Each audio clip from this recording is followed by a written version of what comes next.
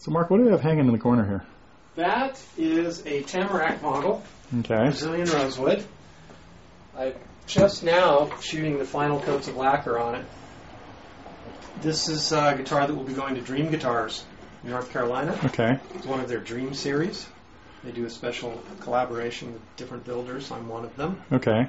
So are they going to have this just for sale, retail to anybody? For sale, retail for Yeah. anybody that wants fancies it. Yeah. So it's spruce top and Brazilian rosewood back and sides. Nice dark set of Brazilian. Wow. So this is partially finished. Well, all the woodwork is done. Yeah. Pretty much. I'm now talking we're putting about the lacquer on. Yeah. Okay. And it takes about a week and a half to get all the lacquer on. There's lots of sanding and various steps. Right. I'm in the very final stages of applying lacquer. This will get 2 more coats of lacquer on the back and sides, and 1 more on the top. Okay. And same with the neck. Right. Which is hanging there. And then it will hang right here in my shop for about a month. And the lacquer will cure and harden and shrink. Yeah. And after a month of that, I'll come back and sand it with very fine sandpaper. I'll sand it smooth and polish it so it has that high gloss finish. Okay. Then I'll put the neck on it. Uh-huh. Then I'll put the bridge on it. Then I'll put all the frets in the neck. So the bridge goes right over the finish? No, I scrape the finish off where Okay. the bridge goes. Once I've got the neck on, I can accurately position the bridge. I tape it right on the lacquer, and then I mark it, and I go back and scrape all the lacquer off where it goes. Yeah, okay. Yeah, so it glues right to the wood. Yeah, you can't glue to lacquer, it doesn't stick. Oh, yeah. Maybe that was my problem in wood shop. Yeah, so this is the neck that'll go on it. And Right. it's this is a fanned fret, so everything's a little out of kilter here. Yeah. And I noticed the body. So your Tamarack is your second biggest body, about? Yes. Yeah. And but it's tapered. The back and sides are not perfectly parallel. Yeah, it's what we call a wedge. Right. Okay, see how thick the body is here? Yeah. Notice it's a lot thinner here. Right. This is the wedge design that Linda Manzer came up with back in the 80s. Okay. When she built Picasso for Pat Metheny, the thing with the million strings. Yeah. And what this does is it makes the guitar, it's done. Right. Now there is a great picture. Right. Right. Now if you imagine the center line of the back, now imagine just pivoting the back on that center line. Yeah. So this dimension gets smaller, right. and this one gets bigger.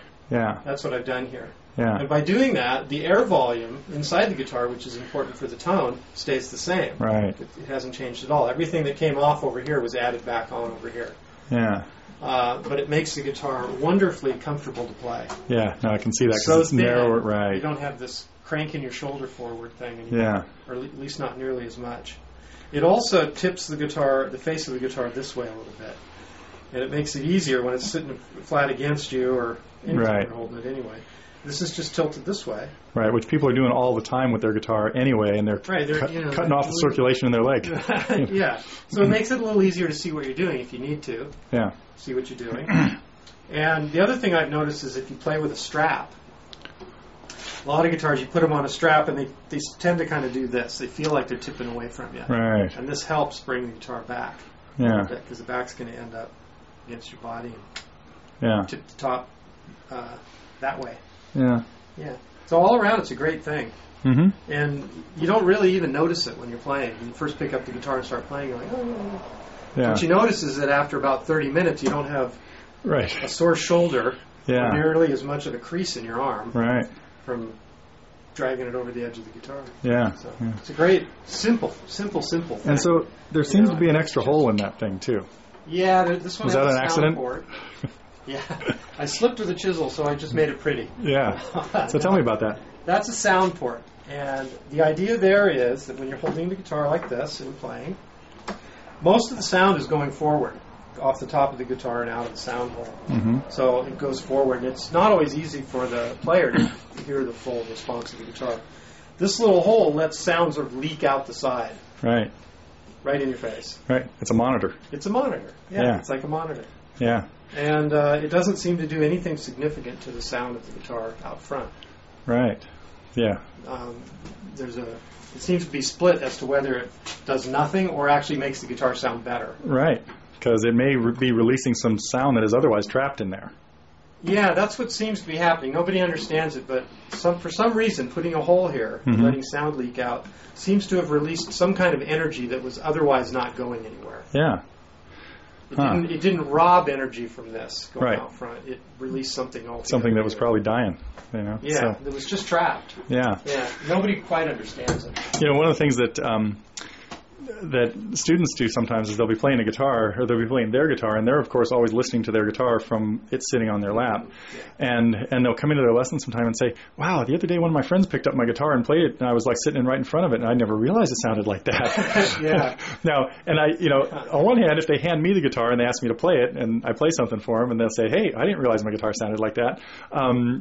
There's a few variables as to why that's happening, but it's always neat when they say that it was just a friend of theirs who's not necessarily a very good guitar player, and they finally got to hear what it sounded like. And I've talked about guitars that are built with exactly that, for exactly that reason, that it lets you hear much better what the audience is hearing. Yeah, the best way to hear the difference is to have someone else play the guitar, stand in front of it, and while they're playing, walk around and stand behind them. Right. Lean your head right over your shoulder, so you're more or less your ears in the same place. Yeah. And then you can go back out front, and there really is a difference. Yeah. That's neat. So this guitar will be available in a couple months? Yeah. I hope to finish it up in early November, probably get it shipped out mid-November. Dream Guitars. Dream Guitars. Assuming nothing goes wrong. Right.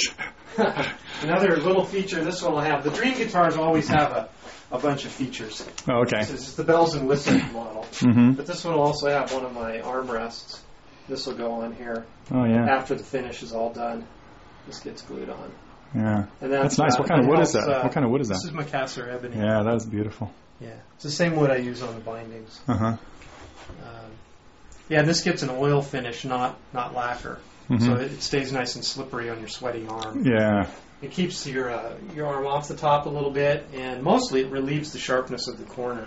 Yeah. So you don't get that horrible red crease in your arm from playing. So it's just another comfort thing. Yeah. And cosmetically, it's kind of cool too. They look pretty neat. Sort of balances the cutaway a little bit too. Yeah, it does. Yeah. So. Hey, we didn't even talk about why you'd want to cut away. We'll save that for another day. Yeah. Okay.